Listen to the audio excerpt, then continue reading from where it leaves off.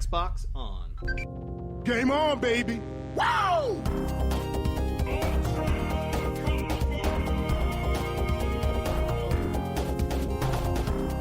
Don't make a girl a promise you can't keep. Let's do this. Hello and welcome to the Xbox One Party Chat podcast. It's the official podcast of the Xbox One subreddit. I'm this week's host, Delicious Cheese, and I'm joined by the one, the only, Cousin Frank? Cousin Larry? Something like that. No, it's Uncle Jesse. I think that's either people screaming in horror or cheering. It's probably the horror part. That didn't sound like that to me. Yeah. and we are joined by absolutely no one else because unfortunately Karina can't join us because she's suffering from a terrible migraine. Get well soon. And Ross Bullshit. Sorry. Yeah, well, the Sea of Thieves did just release, and Exactly. there's streaming to be done. Exactly. But Ross Ross got bitten by a dog. I'm not even kidding. It is very true. It is very true. It's actually pretty serious. I thought it was pretty hilarious when he messaged us saying that he got bit by his friend's dog. Yeah, you just have to sort of imagine that in this Scottish voice, like, I can't have podcast, laddies. I've been bit by a dog. And we're like, what? Thought he was joking at first. Yeah. And then he sent a picture, and I was like, oh, that is legit. I hope you got some stitches. That is definitely stitches dog, were necessary. It was a Bit gash. his face off, more or less. It was a gash. He looks like the Joker now. So it's just the what are we? The B team? The A team? We're the A team. Screw the other guys. The B team. We're the A team. It'd be nice if I could speak English. So we usually start the podcast off by talking about what we have been playing. So before we do that, you should probably tell everybody who we have on as a guest this week. You know, you're totally right, and I totally forgot that. And thanks for sort of trying to spin that as if, like, in a recovery way, but I'm just going to run with it and admit that I totally screwed that up. But you guys really want to listen all the way to at least the midway part of the podcast. Please don't skip ahead. And check out the awesome interview we have later on with the guys from Deep Rock Galactic. We spoke with Jonas Möller, who's the lead programmer, and it's a really cool dwarf-based interview. Unfortunately, Clay was not there for the recording of that. Correctamundo. We're all over the place. Rhys, you're the constant. You're the constant. Did you ever watch Lost? I shouldn't be. By the way? Yeah, I did. You're the constant. You're Desmond. No. yeah. Damn it. Well, there's worse things, I suppose. But, so, man, I know that we've played a lot of games this week, both of us. Man. This week's game of the week, the indie game of the week, is actually Q.U.B.E, which we'll talk about after this. But what have you been playing, man? Before I talk about that, I'm just jumping right off of what you said. We've been playing a lot of games. One thing that hasn't happened to me in a very, very long time is, yes, I have been playing a lot of games. I've not been playing a lot of Rainbow Six Siege. I have been playing a good bit of PUBG. But I am on the top 2 position currently on my friends list for achievements for this month. And number 1 is you. I'm I think 100 achievos behind you in points. Get wrecked, son. I got like 4 or 5 achievements on Sea of Theives last night. Oh, man. Hopefully I will be getting some of those this evening. Yeah, this was as of last night or the night before that I was checking this. I think one thing that we should do as a sort of friendly competition is check in and see between the 4 of us who's leading the achievements for each month. Could be something. I'm going to lose almost every month. This month is unusual for me just because there were so many cool indie games that came out. I wanted to try them all. I didn't play through all of them, but it's sort of like stacked up. When you play for an hour or 2, you get like a half a dozen achievements, and it just stacks up. Oh, it definitely does. So I've been playing a variety of games. Let me first say I finally beat Quantum Break, and Which ending did you choose? Oh wait, that'd be spoiler for anyone. Yeah, who hasn't played I it. was trying to think of how I could propose that without ruining it. I was very upset though that there's an achievement. Wait, yeah, go for it. chaos or order? I think I chose order. I'm trying to remember which one it was now. I chose chaos. I'm trying to think of how to put this without spoiling the ending. Yeah, it's hard. Well, sorry, But it was what good. Was the But achievement you were disappointed in? No. I was very, very happy with the game. Like towards the end of the game, I think I had almost all of the powers fully maxed out. I think there was only one that I didn't have maxed out, and I was really mad that I missed those shards to unlock to max out everything to get that achievement. But yeah, the game. I do actually want to go back through and replay it now, or replay some of the levels. I think I can go back and replay some of the levels that I might have missed. Some of the hidden things like computers or something that you have to read. But the game, man, it was. I really got into it over the last few weeks. I loved it, and being able to play these little chapters at a time just sort of really. It made it really enjoyable to play every night. So I'd play a lot of PUBG for the last month or so. I'd play PUBG every night, and I was like, all right, I'm going to play a half an hour of Quantum Break, and I'd just play through a chapter and then play through another chapter. It was just a nice little episodic game that I could really sort of just chug through and really enjoyed. Highly recommend it for anybody out there that if you haven't, and it's been out for 2 years now. Yeah. What was your favorite set piece?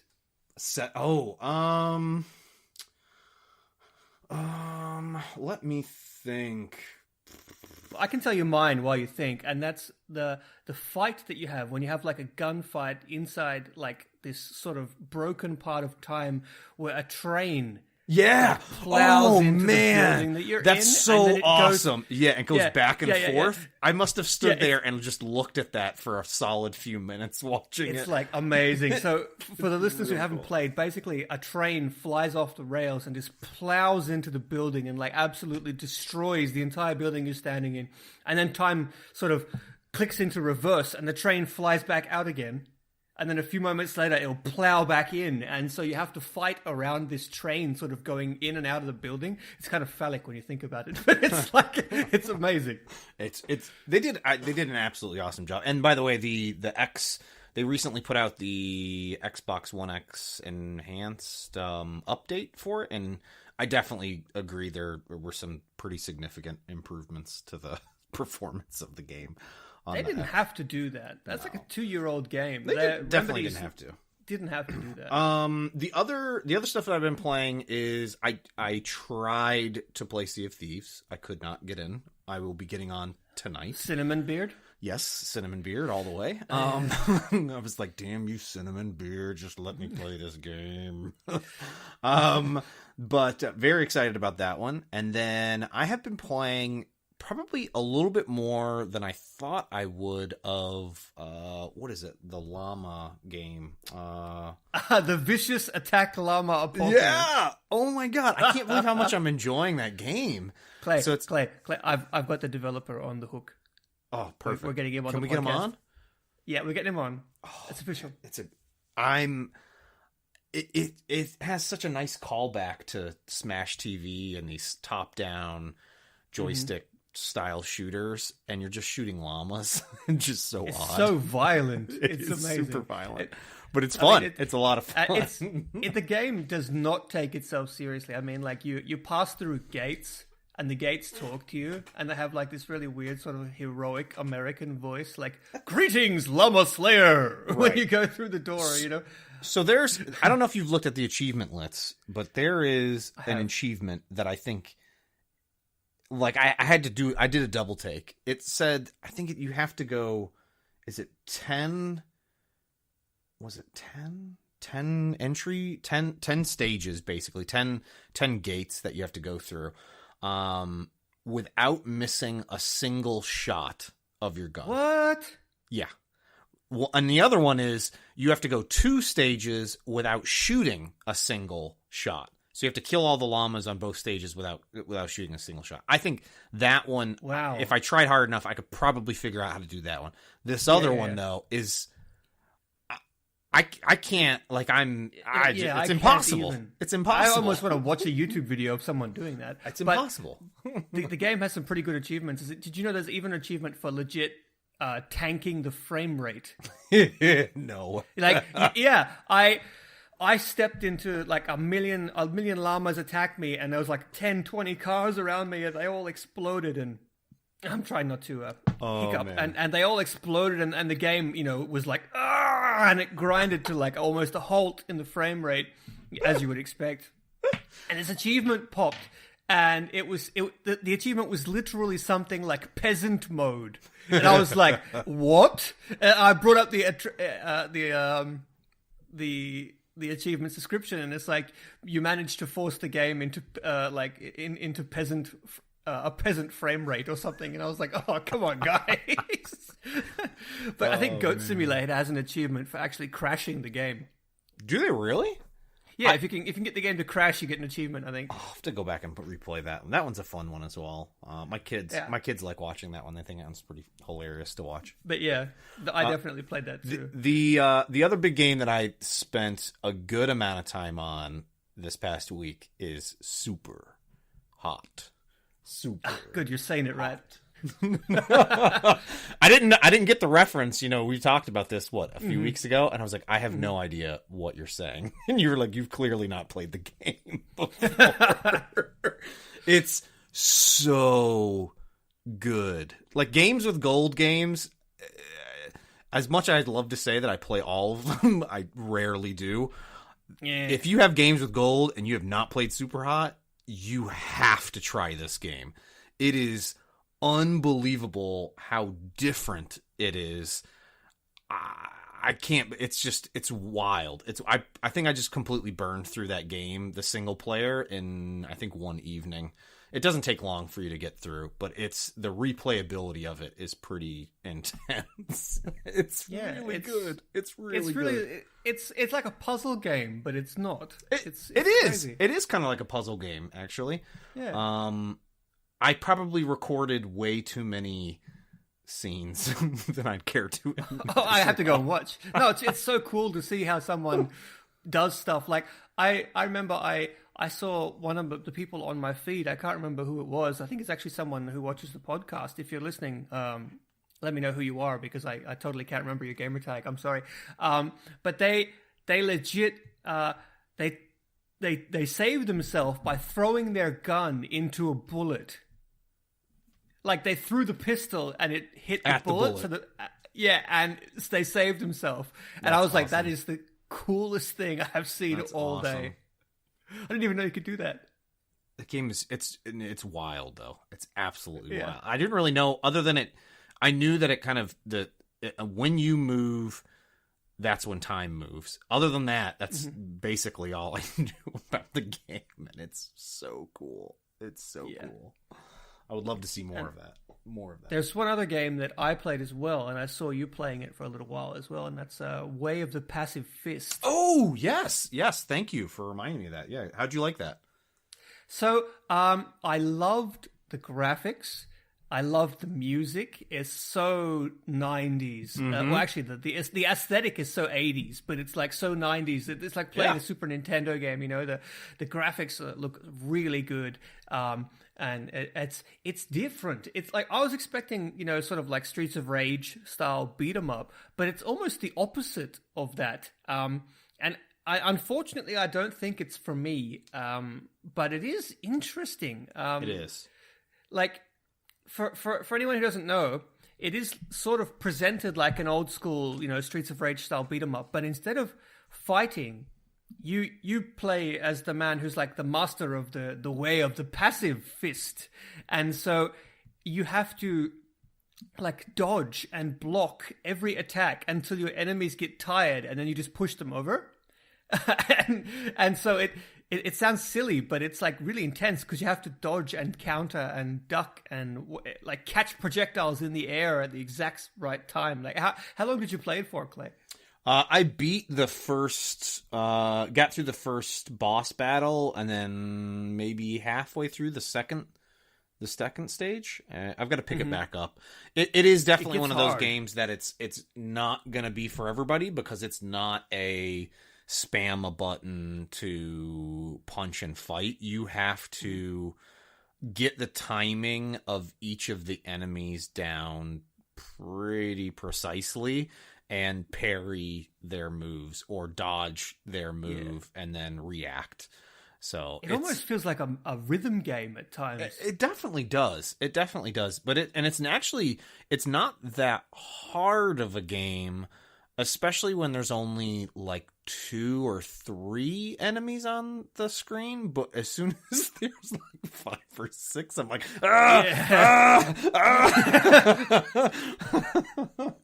dodge, block, parry, duck, catch the boomerang, knife thing, throw it back. Yeah. It's crazy. What's funny is I fought the girls. There's a character in there that's that she runs around and she'll throw a knife at you, or there's another variant of it that throws a boomerang at you. And for the longest, probably not the longest time, but for a few of the stages, I was blocking her throwing the knives, and I was like, oh, if I dodge, he'll catch it and throw it back at her. I did not realize that. It actually says to do that when you first meet one. Man, you think I'm paying attention to any of that? I was elected to lead, not to read. Exactly. It does. It definitely has a vibe, though, of a 90s. To me, it was like a 90s Ninja Turtles look. Yeah, it was like music, gameplay wise, not exactly. It was Mad Max, but Ninja Turtles. Like if Mad Max was Ninja Turtles, that's what I got from it. Right. Did you play anything else or what? I think that was all the games that I played. Did you get a chance to play Tesla versus Lovecraft? Did you get a chance to play that? How was it? I did, but I only played for maybe the first half an hour. It's also a twin stick shooter, and it was interesting because I played Vicious Attack Llama Apocalypse, and then I went straight for like an hour or so, and then I went straight to Tesla versus Lovecraft, and they're so different, even though they're both top-down shooters. So Tesla versus Lovecraft is like more like what is it? That old game, Smash TV. Smash TV, yeah. It's just like Smash TV. It's top-down in a small arena, and you move very fast, and like hundreds of enemies just come at you that you just mow through without any real stress, and that you just. It's really fast paced and really colorful. Actually, it looks gorgeous. But it's way more like Smash TV. It's all about speed and like hordes of enemies and dodging and just over the top weapons. It's much faster than the Llama game, which is a bit more tactical with more open worlds that you have to explore and stuff like that. So it's definitely cool. If you're into twin stick shooters, especially if you want to play a really fast paced one with a friend, I highly recommend trying that one out. And it's gorgeous, especially on my TV because it's so colorful. It's all got all these greens and purples and blues and reds, really like vibrant colors. So it looks great. But I also played, speaking of red, I tried out Surviving Mars. Which, for those who don't know, is basically like a city builder, like SimCity or whatever, but on Mars.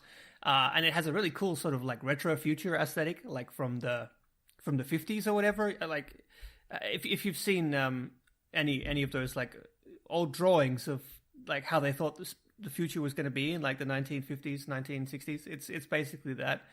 And I have to say I didn't really like it very much. I am a fan of these city building games. I love City Skylines. I love the SimCity games. I even liked the controversial SimCity that they released a few years ago. And this game does a lot of things to try and differentiate itself from other city builders. And after a while, I found that all those things actually were what were pissing me off. I was like, why can't I do this? Why are you introducing all this irritating micromanaging and stuff like that? And apparently, I'm not the only one who's thought that. And the devs have promised to fix that. So that would be really nice. But I mean, It's kind of divisive because it has really good reviews. And for example, I know that Jez Corden from Windows Central absolutely loves it. He doesn't stop talking about how much he loves it. But for me, it just really annoyed me. I guess maybe I'm too set in my ways. I think that could be the problem. I think it could be it's not me, it's not you, it's me, sort of thing. But yeah, and I also played Where the Passive Fist, as I said, and of course I played a bit of Sea of Thieves. I actually got to play Sea of Thieves. You got in there. I got in there, but I think it wasn't smooth sailing, and I think we should talk about that a little bit later. But before we do that, I think we should both have a quick chat about the indie game of the week, which was, of course, Q.U.B.E 2. I'd never heard of Q.U.B.E 1. I'm sorry, guys. I thought it was maybe a play on words when I started playing the game. Like Cube Squared? Yeah. So I was like, I'd never heard of the first one. And in fact, the only reason I heard of this game, well, other than I have an active interest in indie games. If anyone's been listening to this podcast for any length of time, they'll know. We love some indie games. Yes, oh yeah. But Agostino Simonetta, who is the ID at Xbox director for Europe, was tweeting non-stop saying everyone needs to play this game, and Ago doesn't do that very often. You know, he's the program director for ID at Xbox, so he kind of has to, you know, basically he's not supposed to say anything without a team of legal people signing off on it. That's why we haven't got him on the podcast, actually. It's really, really hard. But anyway, so he was saying how good it was, and I was like, guys, we have to try this game out. You know, it must be amazing. It looks great. And so that was the game of the week, and I absolutely loved it. Clay, what did you think? I thought it was rubbish. No, it's great, man. It's I was about to say, are you Ross? Really good. It's rubbish. It's rubbish. It's rubbish. It's rubbish. I sound a little bit weird, but is that like a Russian? Almost. It's not good, comrade. Yes, this is Scotland. No, it's very good. I think I'm about progression wise about halfway through the game. I think. Where are you? Rhys, how long did it take you? You said it was 6 hours. I think it took. No. Four? I see. This game grabbed me, like absolutely grabbed me. Very few games do this. The story, the atmosphere, and the puzzles were so good that I sat there and I played the entire game, start to finish, in a single session. And I haven't done that in a very long time. And this game, I blasted through it in about 4.5 hours. Your mileage may vary. I think the average playthrough will probably be 6 to 8 hours, depending on how good you are with visual puzzles. But I can say that I'm actually very good at these kinds of visual puzzles. They're like my jam. I never really get stuck on them. If your puzzle has like mathematics or numbers or anything in it, like screw that. I'm going straight to Google. Like I'm not even going to try. You put numbers in your puzzle, we're done. But these kinds of simple visual puzzles, like Portal, for example, I really enjoy. And so I just played straight through it and just loved it, start to finish. It's which part are you up to, Clay? I can tell you how far you are. I am to the part I'm where puzzle I'm trying not to ruin any of the spoilers. Story. Yeah, the story's good. But I'm at a point where there is like oil slick. I know where you are. It's introduced the oil slick mechanic, so I can lube up some you can lube up some stuff and push them lube around. up your cube. So essentially that's the second last mechanic that they had. So you're about halfway to 3/4 through, depending on how far you are through the lube section. But one thing that's actually really interesting, I haven't used up all the lube yet, so no. So never enough. So the game's main sort of pull is that you're on this alien. You think it's an alien spaceship. I won't say anything else. And everything is made out of cubes, and you have the ability to manipulate cubes. You can make cubes that bounce things. You can make cubes that extend like a little platform. You can make cubes that just fall onto the ground. You can, and that's like those three core of it. cubes. That's the core of it. It's the core. Yeah, they're red, yellow, or red, orange, and green. Blue, So, blue. sorry, orange, blue. and- blue, orange, It's and blue, green. orange, and green, not red, orange, Someone's and green. My bad. colorblind. No, it's just the English is just the worst language. Anyway, so you sort of have to navigate these areas, but once you get to about the halfway point, roughly where Clay is, just a little bit further, the game introduces this this oil, this lube, and it completely changes the game. It does. It was a mind f for me going through the puzzles after this. Like, wait, what? What do I have to do here? you begin playing a bit like Portal, because in Portal you only have one goal, and that's to get yourself through the door, right? So you have to figure out how you open the door and walk through it, and that's how Q.U.B.E 2 starts. You have to get out the door. But then, when you get to this section, basically the whole game changes. You still need to get through the door, but normally the door is quite easy. You have to sort of unlock the door, and to do that, when you start using this oil, and eventually there's other elements added. For example, it's only a tiny spoiler for you, Clay. I don't know if you've seen this yet, but the oil can catch fire. And God damn it! Yeah, it gets even more complex. So there's other aspects as well that I won't spoil, but you end up, by the end of the game, you're basically making your own sort of like Rube Goldberg machines. Like you set up these incredibly intricate series of things that happen when you start your Rube Goldberg machine, just to get like a cube to fly across the map and like hit a trigger, you know.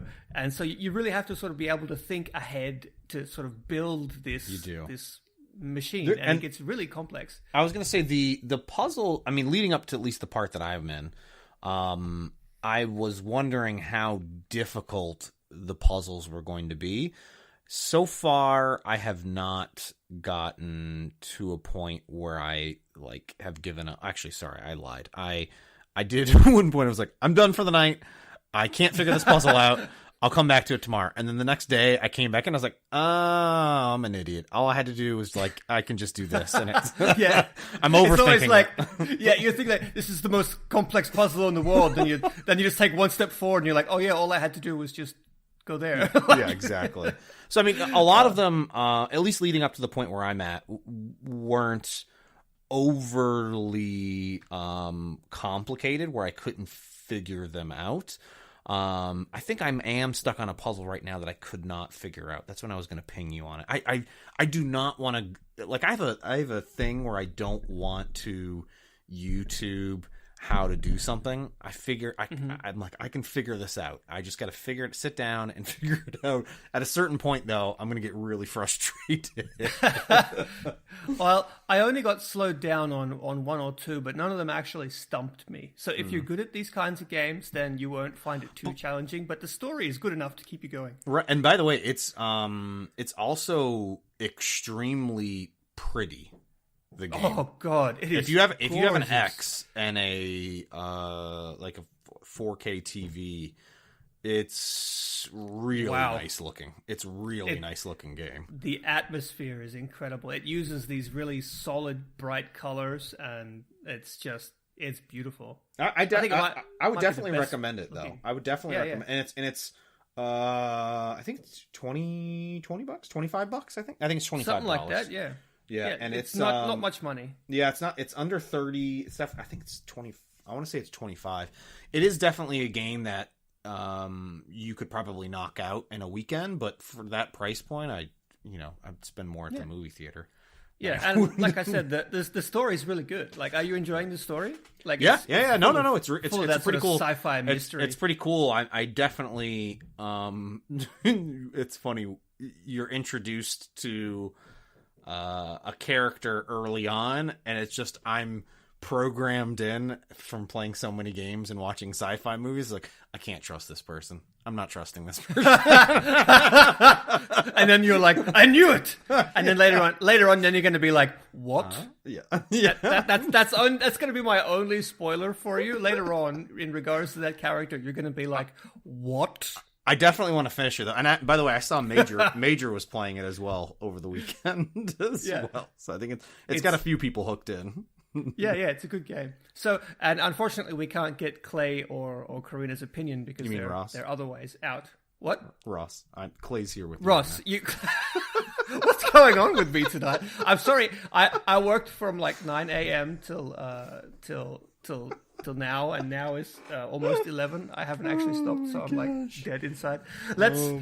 Let's move on to the stories. Actually, from the subreddit. one more thing to talk about while we were talking about indie games and the indie game of the week. Shout out to Ago and the ID at Xbox crew over at GDC this week. They've been showing off, I think, over 50 titles, and I saw something like they put out some stats earlier in the week. I saw something over on Twitter. It said they've released almost 800 ID at Xbox games within the last 5 years, which is unbelievable. Absolutely unbelievable. We're big fans of the amazing. Yeah, we're big fans here of the indie titles as well as the big boy games, but we love some creative indie games, that's for sure. Absolutely. So yeah, congrats, absolutely. And let's hope that Below comes out this year. And no, rumor has it's coming out. It really, they said so just today on the ID at Xbox Twitter. So yeah, did they? Yeah, that's what I'm looking for. Did you see that they were giving out? I'm a little jealous. I wanted to be. They had some really cool ID at Xbox skateboard decks. I saw that, yeah, especially because Chris Charla, the American head of the company, is like the American version of Ago. He's a huge skateboarder. Like, I he's didn't know that. Obsessed with it. Yeah, man, it's all he does. Oh. Like you wouldn't think it looking at him. Did you know? But he is. Did you know that at one point in time I used to be heavy in the skateboarding community? No, but I believe you. I really was not. My brother was. My younger brother was. But I think I've been on a skateboard all of one time, and I fell right on my ass really hard. Well, my involvement with the skateboard community is liking Tony Hawk 1, 2, and 3. Did you, you know what I was really involved in? What? Rollerblading. Extreme rollerblading in the 90s. That's one of the most 90s things I've ever heard, man. Legit. I can't talk too much on how much of a 90s goth I used to be. Oh my gosh. I can't believe I just said that. Yeah. Hashtag the blunder years. Okay, let's find out what's been happening on the subreddit this week. We are the world's worst podcast hosts. You're listening to Xbox One Party Chat Podcast. This week in the subreddit. Sea of Thieves came out this week. Holy crap! They had 1 million players inside the first 24 hours. That's a little crazy. Than the first 24 hours, actually. Yeah. It's been insane, and unfortunately, because of this insane influx of people that no one predicted. They predicted, but they weren't able to predict this much. Like, they're like, okay, let's have like 2 months of server stress tests so that we're ready. And then they're like, oh my God, no one could have foreseen this. But seriously, a ton of people have been playing the game, and this has caused the infamous cinnamon beard error that you get from not being able to connect to the game. I sat there trying to connect for an hour because I'm stupid and don't have anything else better to do with my life. And I actually managed to get on. And then when I got on, I had half of my inventory disappear, including my weapons. I never got spawned like a map or anything, and I couldn't take any quests. So I had to actually quit and then go back into the cinnamon beard loop. But I actually managed to get on and play for about an hour or so. And while I was playing, I didn't see any other ships, and I was just like thinking to myself, there's probably like no one else on this server who can actually get on, so I should just do whatever I want without any fear of repercussions. But I played for a little while, just getting back into the swing of things, turned in a chest, and got my day 1 patch. Did you see that? Yeah. Yes. By the way, actually, thank you for reminding me, because I definitely need to get on today and play. I was not. I tried. Oh no! Wait, did it come out officially yesterday? Well, yesterday night. Like midnight. I wonder if I can. Can I still get the day 1 patch? I don't know, man. You better get in there and see. I got into the game, but I didn't get in. I kept getting the cinnamon beard error. I tried again. You have to and actually again. buy it from a vendor. All the vendors, all the clothing vendors sell it. It's 1 gold piece. No. We'll see. Yeah, I'll have to try and get back in there Hopefully, tonight. just like log in after the podcast or whatever. But yeah. But I watched numerous people streaming. I popped in and saw Karina streaming yesterday. she was looking wonderful in her little hat with the map drawn on her face. Yeah. She was like, I don't know what to do. All right, I'm going to take some eyeliner and draw like a dotted line and X on my face. X marks the spot. I looked at it, I was like, that's adorable, but not for the reasons that you want it to be. Like, I also was watching Green Skull. I think he was doing like a crazy long stream. Was he? Yeah. I think he was on there for like 10 hours or something like that. I might be hanging out with Green Skull next week if he's coming to the MVP summit. Oh, Green very Skull is cool. also an MVP. He was awarded the MVP the year before me. That's right. So he Do they invite the coming, previous MVPs, or is it just the Yeah, new they MVPs? they invite all the MVPs who've ever been winning in it. So there's like about 30 of us, I think, and about 20 people will be attending the summit. That's we had awesome. a long call about it today, so, working out the logistics, where we're staying and stuff like that, and what our itinerary is. And I'm sworn to secrecy, but I can tell you some of the stuff that we're going to get to see behind closed doors is holy crap. Be excited, people. Oh, okay, Be good. I was like, excited. please don't get yourself in trouble before you get to No, go out there. no, don't worry. I gotta leak afterwards, not before. I'm kidding. I'm not gonna leak anything. Don't kick me out. You But need yeah, to get so, yourself a camera, like one of those hidden cameras, and just record oh, the like whole thing. in a button or whatever. Yeah. But yeah, hopefully, if Green Skull's there, then we'll get to hang out. And he's been on the podcast before. Yeah. No, that's very cool. That's very good. We should also mention for Sea of Thieves, I was pretty happy. So you mentioned that they had a number of server side issues. There were connection issues. And I was very happy to see. So we're recording this, what, is today? Wednesday? Yeah, today's Wednesday. This afternoon, they published a video basically stating that they're fully aware of the issues. It was like a 10-minute long video. And here are the top 6 things that we're going after.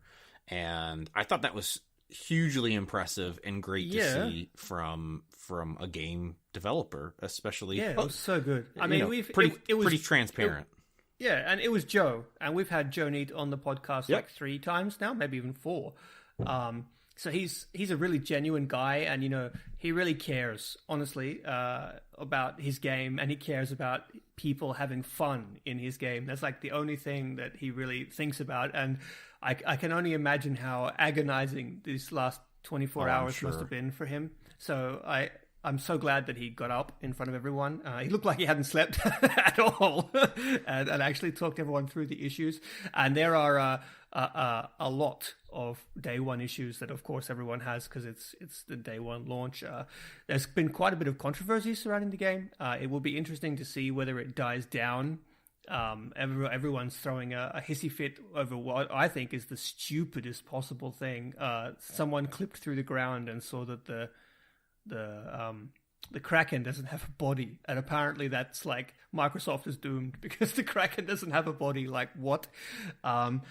It will be interesting to see just how frequently they add new content. I hope they do add more new content because if anyone is wondering, the SD map is the same as the ones that we were using in the beta. It's just the framework for the rest of the game. So let's hope that the content keeps it coming. It's definitely not impossible for anyone who has doubts for these kinds of games to get turned around. I mean, I have to confess that I'm a little bit like, I was kind of hoping for some more stuff. But at the same time, like, I've been playing the game for 2 years, so I can't really say that that's my own fault, Like, that's strange. Game I've been playing for 2 years feels familiar. I wonder why. But,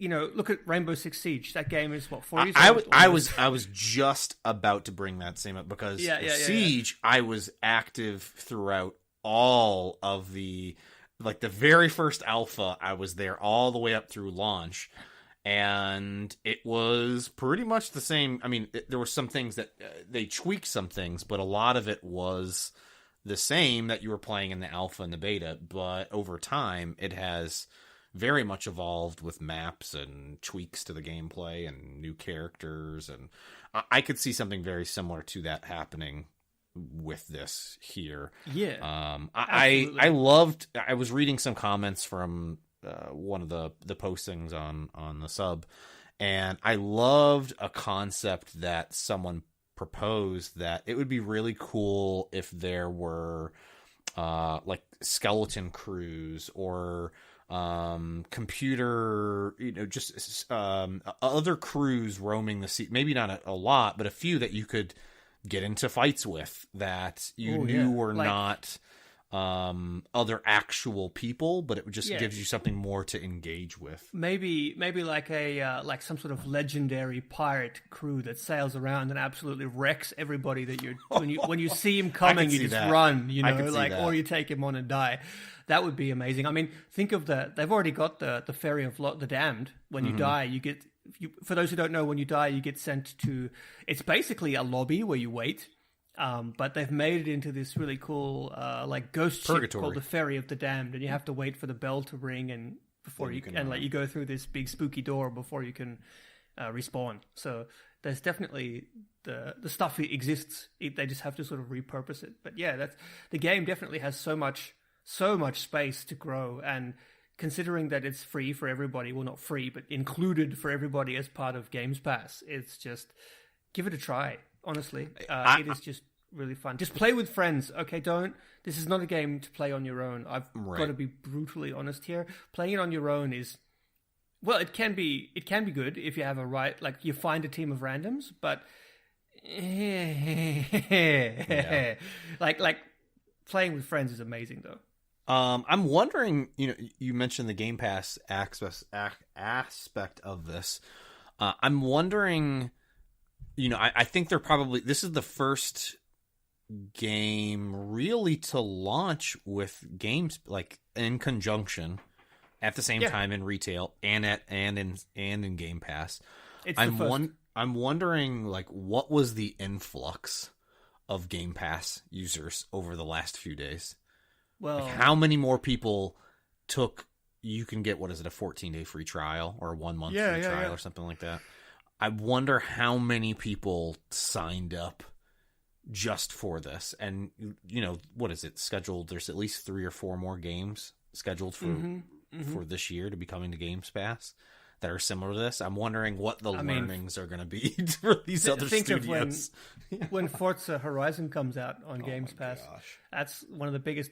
It is the biggest selling car franchise in the world, so it's going to be huge. And I mean, I can tell you there's been at least 1 million people playing the game, Sea of Thieves, that is. So I can imagine quite a few of them were Games Pass owners. I mean, myself included. Yeah, same here. So I'm really looking forward to this weekend. A friend is coming over, and we are going to play with crossplay. Thanks to Games Pass. That's awesome. I'm going to be playing on the TV, and they're going to be playing on the laptop, and we can co-op together, and I don't have to pay anything, and it's crossplay. I mean, this Xbox Play Anywhere is one of my favorite things in the whole world, just for stuff like this.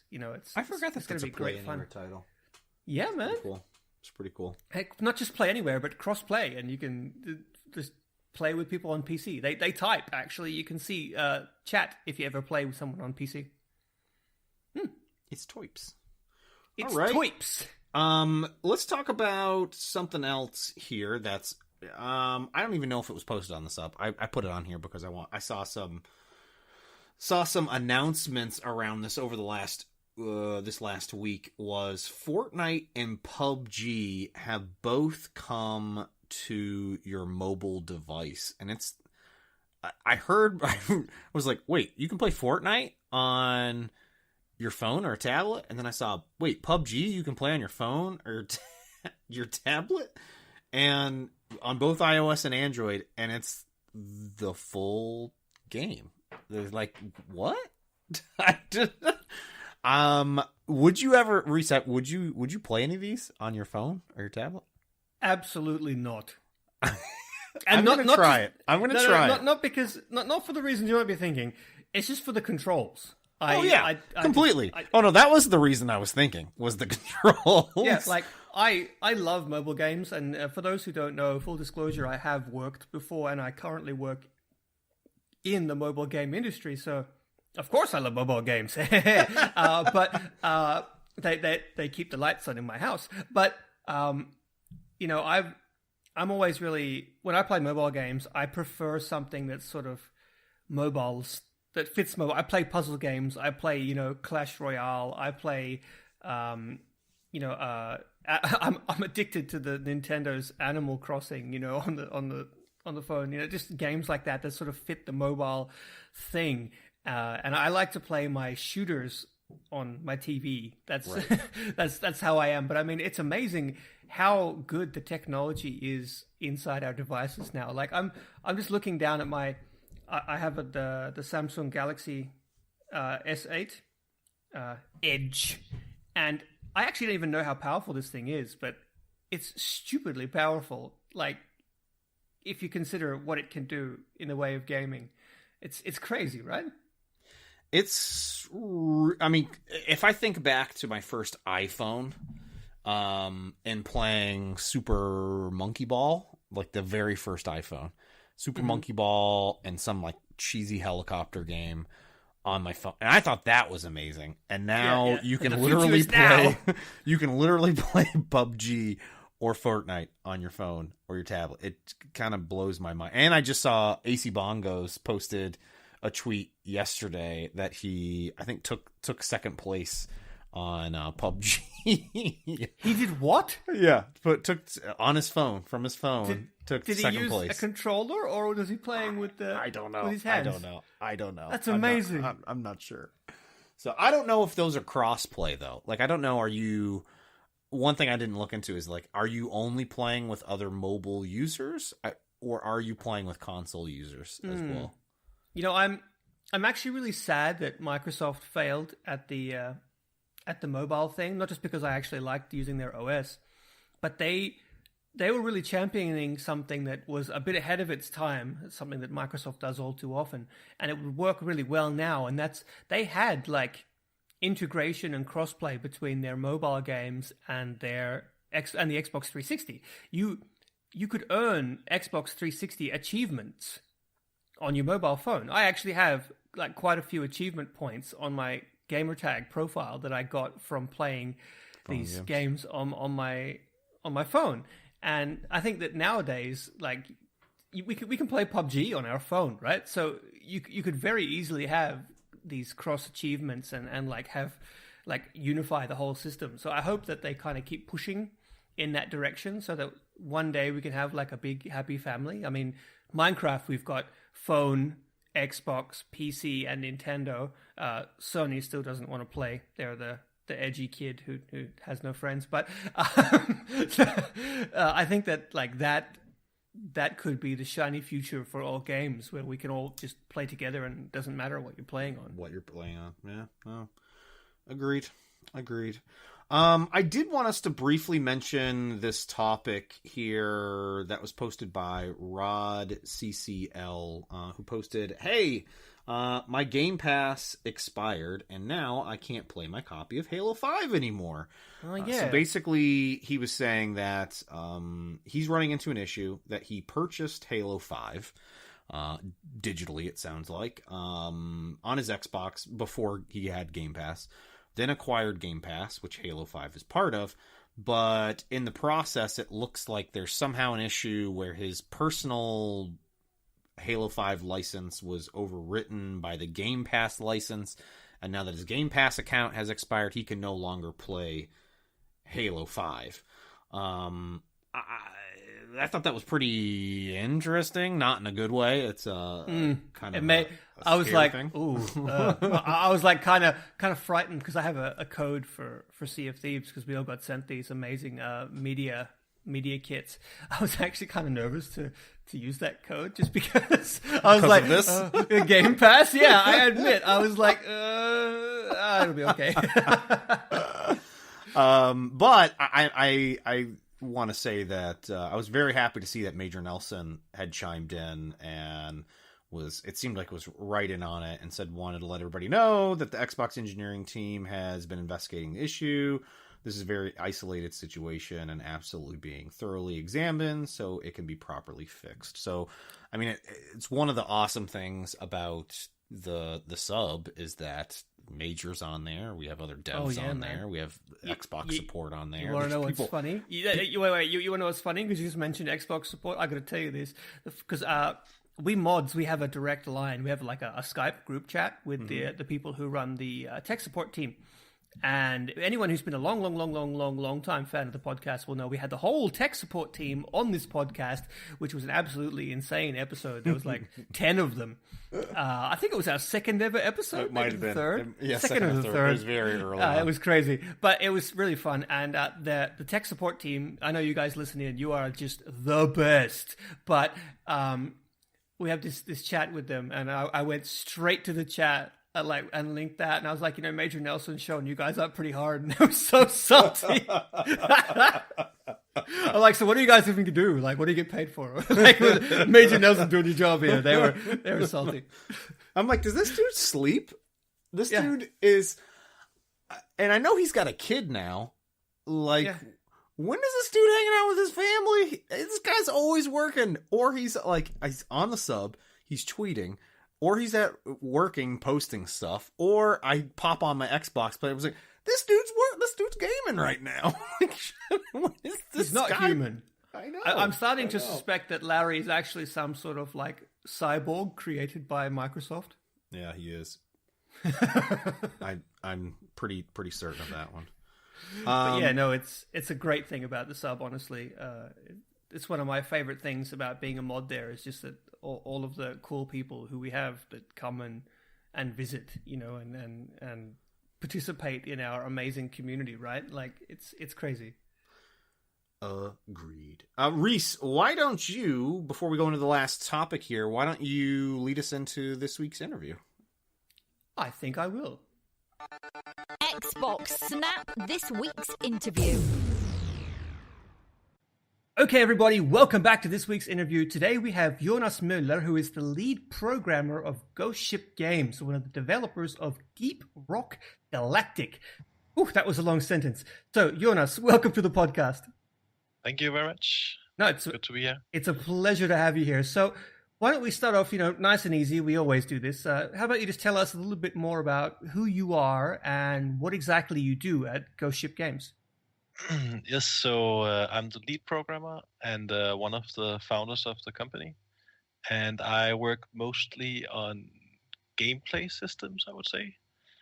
We're a pretty small company, so we kind of work on all the features, but enemies, upgrade systems, a lot of the cave generation, vanity items, like most of it.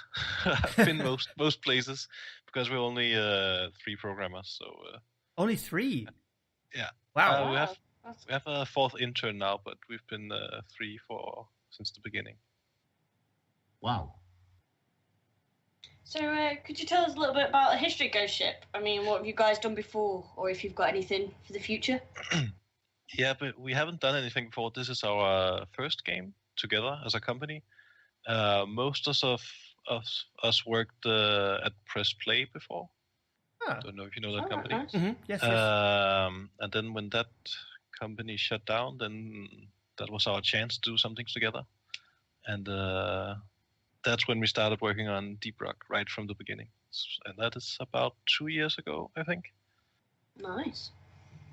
And it's been quite a ride. Well, yeah, you've just mentioned it. So you've just released Deep Rock Galactic. Congratulations. It's entered the Xbox Game Preview Programme on February 28th. For those who may be unfamiliar with the game, can you describe Deep Rock Galactic for us? Yes, so you play as sort of mercenary miners out in the future. They are also dwarves. And you work for a company called Deep Rock Galactic, and they send you down on this alien planet to harvest resources. And the dwarves are kind of the only one who are hardy enough to survive down there, because it's not very pleasant. And it's a 4-player co-op first-person shooter. So you play together as different classes, and the maps or caves, whatever you call it, they are procedurally generated. So each time you have to find your way around and use your tools to navigate the environment. And then find the minerals that are usually the mission objective. There's also some other objectives, but primarily it's to get riches. Dwarves, they love gold, so have to keep your eyes out for gold down there. Yeah, I'm Who pretty doesn't sure. like gold? Yeah. We all like gold. And then it's just filled with horrible stuff that will try to kill you any chance it gets. So you kill it first. Yeah, that's a good plan. Or run. That'll work for a while. So how's it actually been for you guys over at Ghost Ship in the couple weeks since launch? I mean, it's probably been really boring, right? yeah. Nothing to do, just sitting around. Thumbs. That's been a little hectic. I mean, so many people playing the game. Obviously, lots of issues arise, like smaller stuff that we had to deal with. So we've actually already released some patches on Steam, and I think on Xbox there should be one out tomorrow. Oh, very nice. No promises, but it should be.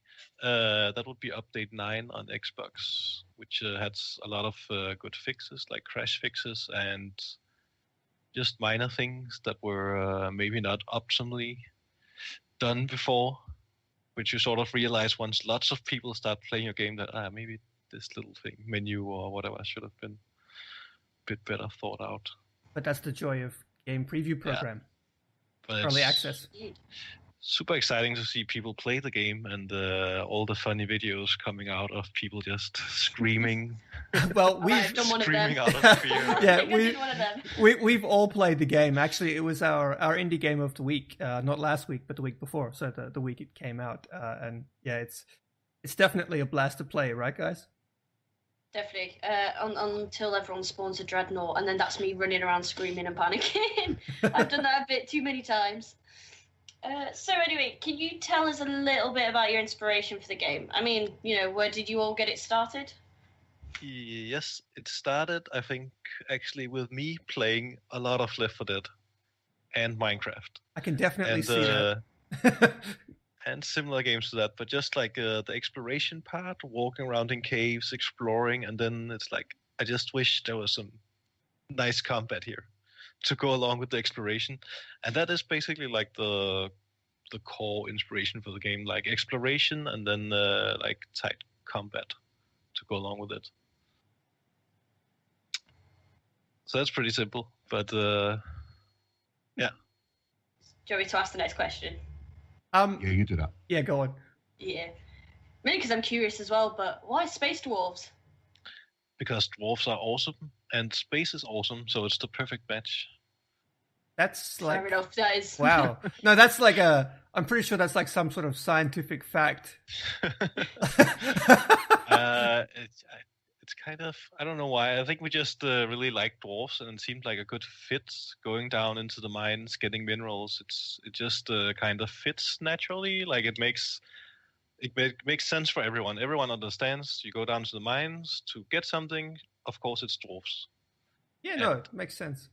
And space is awesome. So that was pretty natural. You guys have been pretty adamant on the sort of co-op first front. Can you tell us a little bit about where that ethos, came from, and also what are some of the favorite co-op games that you guys actually play in the studio that's not Deep Rock? Yes, so the co-op first. What we try to do with the game is sort of make sure that everyone has to co-op together. So each one have different tools and different roles. Where in some other co-op games, you're really just running around shooting with each other. You're not really cooperating that much. That is also fun, but we really want it to be more, like deeper co-op. Like you have to think more about who does what and support each other and make more decisions together as to how to get places and how to survive. So I think that's like a core. What do you call it? Yeah, it's something we think a lot about. How to make sure that the game keeps being like that. Mm-hmm. And co-op games, yeah, as I say, Left 4 Dead. That's one of my favorites. It's good. Number 1 or 2, or do you not have a preference? I think actually the first one. I'm not entirely sure. I think it's because the second one they fixed all the exploits, so then I just died. The first one you could be a little more smarter, like okay, let's everyone sit in the corner and wait out the wave and stuff. And then the second one, you just die whenever you try to be smart. Yeah, they implemented all those special infected, and then they decided to turn the director into a real bastard. Yeah. So, I mean, I talked about a little bit before, but the game features some pretty cool and unique mixer features. Could you tell us a little bit more about them? Yes, so the mix integration allows the viewers to, well, you can either help the players out by giving them resources, you can also heal them directly, and then you can also be very annoying and spawn different enemies into the map. And that can, especially if you really wait for the right moment, that can really be a pain. We tried it. We had a stream that we called "Kill the Devs," and we died. I guess you got a lot of dreadnoughts.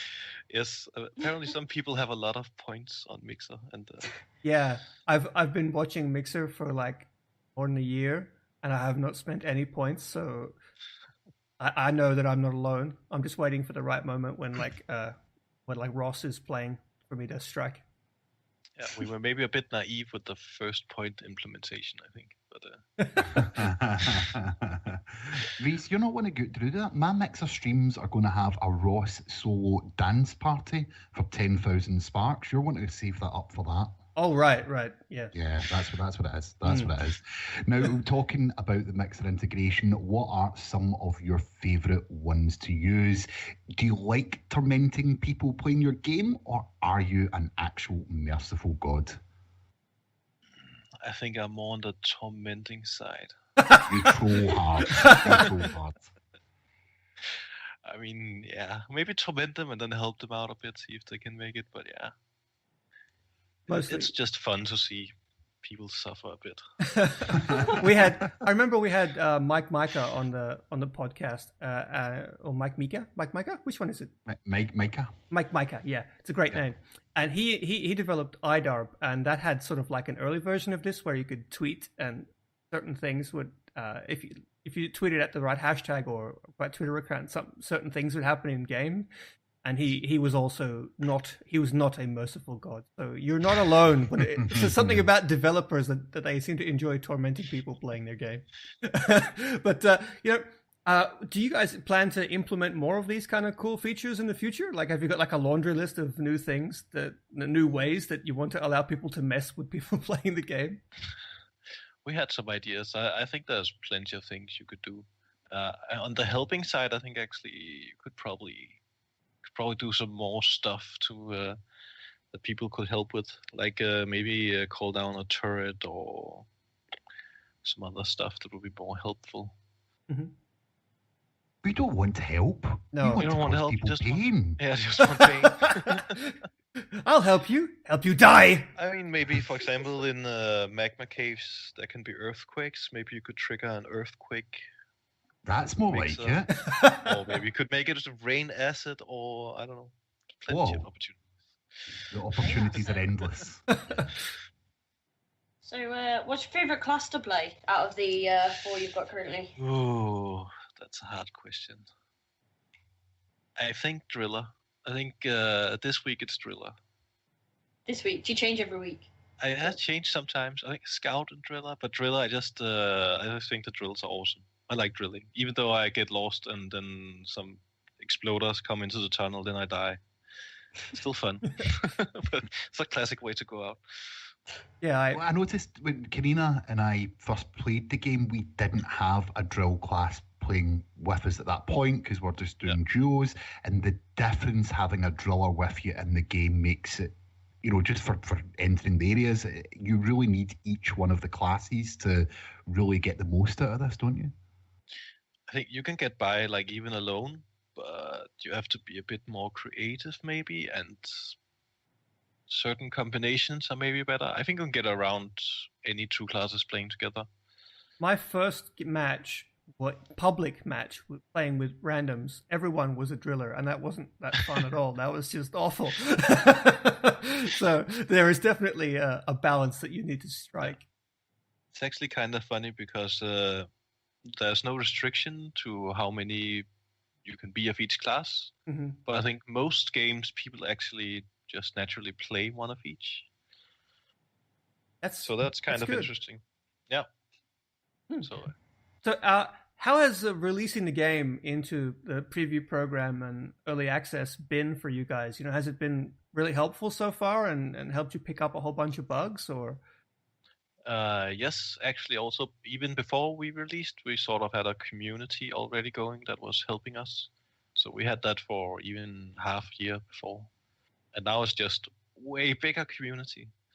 So now there's lots of feedback, and we definitely fixed a lot of bugs because just more people playing, they find the more exotic stuff, and also help us to figure out how to reproduce the bug. That's actually the secret to fixing bugs. Is how to reproduce them. So that's super helpful. Also, for example, the game came out, we realized we put in a kick system, which is nice when people are annoying. But then some annoying people started to kick people just before the mission ended. Ooh. Oh. So then we had to put in something so that you still got a reward if you were kicked and such. Ouch. And so it's hard to predict how people will use the game. So it's really nice to have the community help with figuring out what to do. Actually, just last week we had Rare on here, and we were discussing with them. They implemented a system in Sea of Thieves called the brig, so you could vote to send people into the brig, and they would get locked in this room and they can't escape. And it's like a physical room in the bottom of the ship, and people were saying that they'd join a server and then immediately get voted into the brig, and the people would say try to get them to quit. Telling them to quit, and they'd be like, "No, I'm just going to stay in the brig forever." And there was like this battle of wills between the prisoners, and that's one of those funny things you don't see until you start letting people mess with your game, I suppose. Well, talking about that, actually, just how do you go about balancing a game like this? Do you just throw monsters at the playtesters until they break down in tears, or what else? I mean, we played the game a lot ourselves, so we usually play every day, at least try to. And then also feedback from the community, but it's also a little bit difficult because people are really different skill sets. So some people think it's way too easy and some think it's really hard, but I suppose just playing it a lot and kind of I'm definitely in the hard camp. It's definitely pretty brutal when you first start, at least, and you don't know what you're doing. Yeah. It can be. Even for us, we also die easily if you make some mistakes on the higher difficulties. I mean, you said earlier the digging mechanic was one of your favorite classes, and to be honest, it's pretty cool. Would you say they were hard to implement though in the game? The digging, I think the whole terrain generation and destruction is our core technology that we worked on. Most of the other parts of the game are, I don't know if you call them standard. They're more like standard elements from other games, but the terrain and the way we generate the world, and actually we can carve any shape in the terrain, which is pretty unique. Most other games are more voxel based, if that Minecraft. Yeah. Our game is not. You can actually carve any shape. We can carve out a dwarf out of stone if you wanted to. It's not voxels. I thought it was. You could have fooled me. That's amazing. Yeah. Because voxels tend to create. How do you say that? Yeah, it's really voxels. You would have a really hard time in creating a really thin surface, or some shapes are really hard because it's more it's smoothed out over the voxels. Mm-hmm. Where we can create any shape we want. That's crazy. I bet there was a lot of glitches in the early days. Yeah, the guy who does it he's pretty good. So. If it's just one guy, then definitely. Holy crap! Yeah, he kind of made the core technology for the terrain, and then I did more the parts where we actually generate the caves, and because it's not exactly like Minecraft. It's more like a level. At some levels you go from A to B, and we sort of put in the different caves, and then the engine can skin it to any of the biomes or regions, I think it's called in game. So there's 7 different regions. Okay. Yeah, it's pretty amazing that even for us, we still see new stuff when we go down into the caves. Well, that's the joy of procedural games, I suppose. Yeah. But what's next for you guys? What's next for Deep Rock Galactic? What do you guys have down the pipe? Big plans, I presume. Down the pipe? You could have said the big... Down in the deep. Down the big hole that you just dug. Down the caves. Down the caves, yeah. Come on. Sorry, So Ross. actually, yeah, we are still working on like we're still working out exactly what features we want to do when. So there should be a roadmap out very soon. And I think if you go to our Discord, you will maybe be able to find it there soon.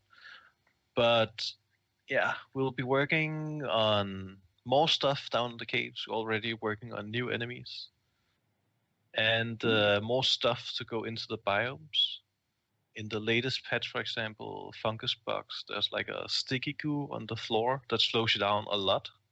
So you kind of have to maybe put a platform over it or drill around it. But it also slows the enemies, so you can sort of use it as a defensive thing to set up a perimeter. And we want to add way more stuff into the game like that. Like things that affect gameplay down in the different regions that are unique, so they feel more unique to play. Exciting. And, and then we are also trying to figure out how to add more progression into the game. But we still need maybe a bit more time to figure out exactly what we want to do, but maybe more weapons or more upgrades, or we'll see. We're getting there.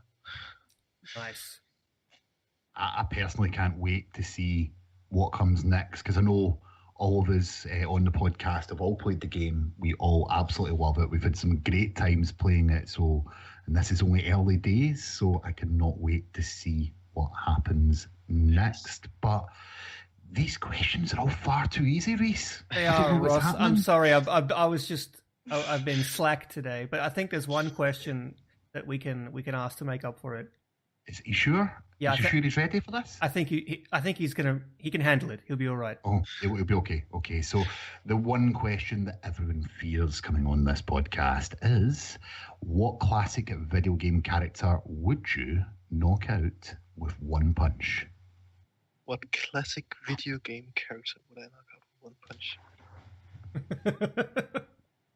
I love how whenever we ask that, the first thing that almost everyone does is repeat the question back. Like, did I just hear that? But there's so many. How do I choose? Listen to your heart. Why would I punch him out? That's the thing. You need to understand. I mean, a lot of people have said the Duck Hunt dog, for example, because of the childhood scarring that he has caused to their psyche.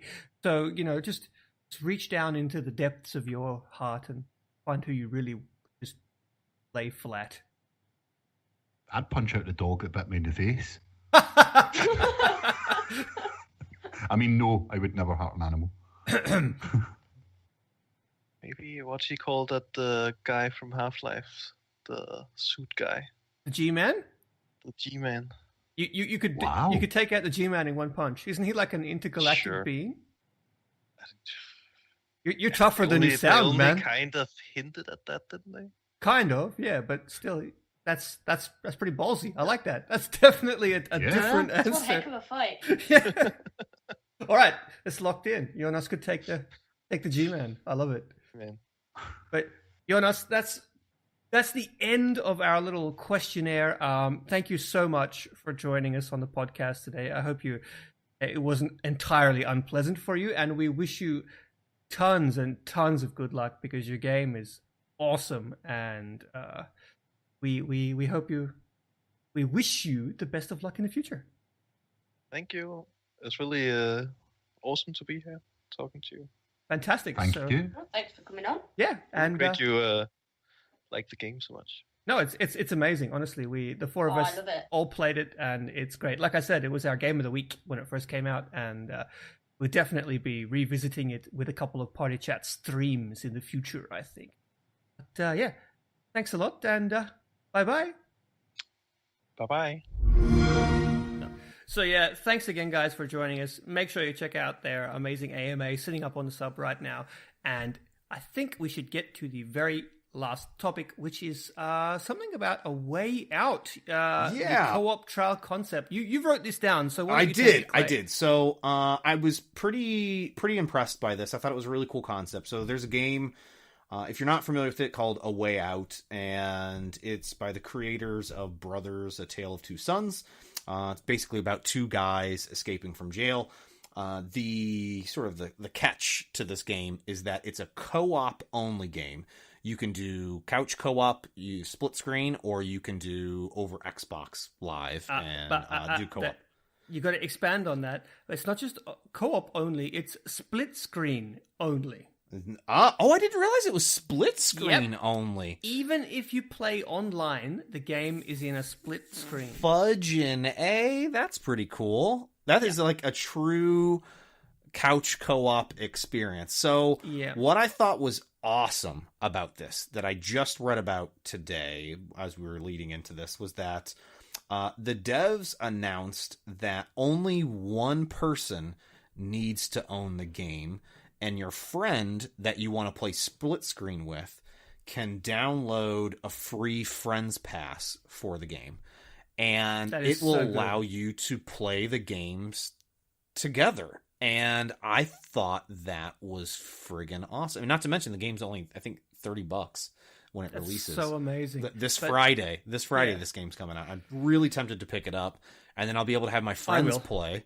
And I just thought that this concept was awesome, especially, I mean, I could see where you draw the line if there was multiplayer associated to games, but for other single player co-op games like a Gears of War, why wouldn't you put, like, I feel like this could be a new starting point for some companies. So think about it, right? Co-op, the games that have split screen, I go around to your place and I play it with you anyway. Yep. Right? So I'm not buying a copy when I go to your place to play Gears with you, right? So this is exactly the same thing. These guys have sort of thought about the concept of split screen and the concept of co-op, and they've just thought, screw it, just let them play co-op together. And by the way, the reason that it's like always split screen is it's not just because it's two people playing together, but it's sort of designed in a way to be looked at like it's one of the like a TV show. So a cutscene can start playing on like the top split while you're doing something really important on the bottom split. Oh. So like a comic, or whatever, like a comic book inspired film. So it's designed in that way. So it plays out in a way that makes sense. I just think that this is such a novel idea that I have not seen before. And I love the approach that they're taking with it. And if anything, I'm hoping this will inspire other developers to do similar things. I mean, like you nailed it on the head, Rhys, by saying if I was to bring this game over to your place and we sat on your sofa and played this, you don't have to have a copy, and I have a copy to play it. The only difference is we're playing it, over the internet. It's a pretty cool idea, and if anything, I think it might lead to people buying the game. It's sort of like getting you interested in the game enough that you might end up buying it yourself, just so that you can redo this with other people. This is why the only reason I bought a 360 and Gears is because I went to a friend's place and we played the first couple missions together in co-op. That sold me on Xbox 360 and on Gears. I went out the next day and I bought a 360 and I bought Gears, and that's what made me a 360 gamer. and just playing split screen with a friend. So it absolutely drives sales. I can say from first-hand experience. I could see where they would draw the line with multiplayer, but for single player, especially if it's a co-op single player campaign, this makes so much sense to me. Yeah. So much sense to me. This is a really cool idea. I don't know. I just wanted to share it with everybody. I thought it was really cool. It wasn't, I think it might have gotten like 8 upvotes on the sub. No, but it's cool. It's a very cool concept. It's a very cool concept. Think of it like an indie post, you're promoting the lesser known posts. But I mean, they made the bold decision to make it co-op only. You cannot play this game on your own unless you are able to use 2 controllers at once. So when you do that, that's going to really limit your audience, right? So that I guess this is like the solution to it. It's like a really clever solution that, okay, fine. In that case, your friend can play for free. So, yeah, I think this is great. So well done. Also, the devs who make this game are absolutely hilarious. Did you see them at the Games Awards? No. Oh, my God. His appearance at the Game Awards is infamous this year. He was really funny. He was like swearing up a storm and like really high energy, like, woo, yeah, video games, woo. And, oh, my gosh. It was great. He's amazing. Go look it up. But, yeah. I think that about wraps us up for this week, Clay. Wraps it up. Thanks for joining me in the two-man team. We're playing duos. That's the word I was looking for. And I guess we should get going. Yar!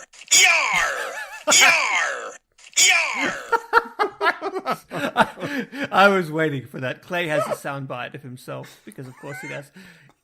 For another week, Xbox turn off. See you guys.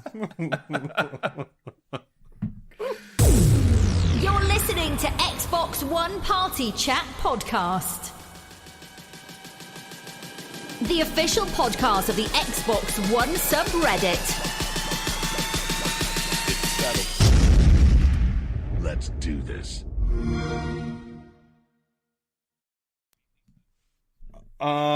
Hey Rhys, real quick, the bit that you just recorded there that about the giveaway about Deep Rock Galactic, didn't we already give those codes away like a week ago?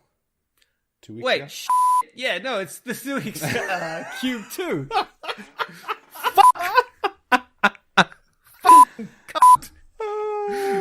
There we go. This is how we do the podcast. This is just one take. Ignore that last. I fucking hate podcasting and I hate gaming and